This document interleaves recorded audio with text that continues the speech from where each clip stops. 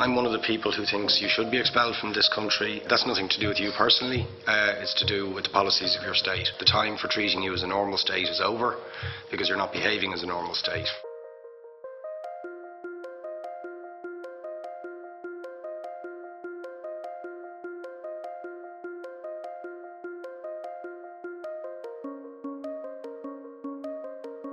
And I should also say, by the way, I lived for a year on Moshav Neot Hakikar in the Dead Sea in 1987. I lived there.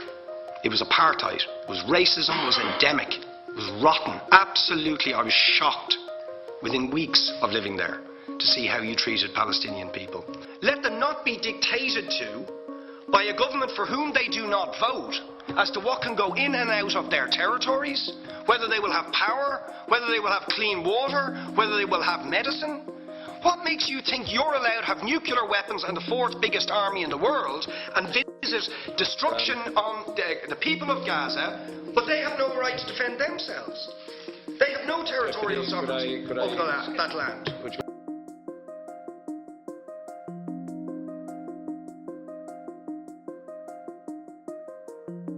Mr. Boyd Barrett, I think that I haven't heard so many cliches in such a short time for a long time.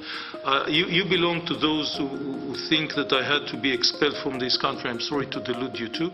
And the fact that you mentioned a few times already this afternoon that you are not anti-Semite raises questions. I'm not saying that you are. Disgraceful comment. I'm not saying that you are. Absolutely disgraceful comment. You know damn well that Israel is not a racist country. Israel is a country in which everyone has the same rights. Every person... Rubbish.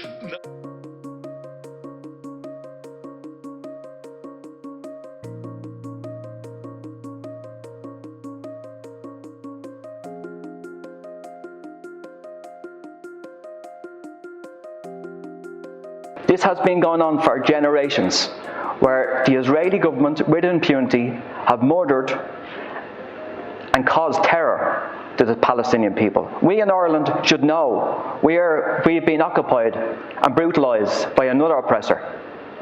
So when is the time to expel the Israeli ambassador and show solidarity to the world and the Palestinian people? We have consistently, as a government, called for an immediate ceasefire in Palestine and in the Middle East. We've condemned the rocket firing by Hamas, which needs to be condemned as well and shouldn't have happened. That killed children and people as well.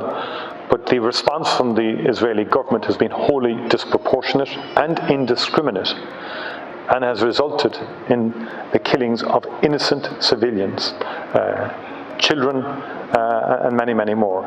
And in my view, it's not justifiable, that response.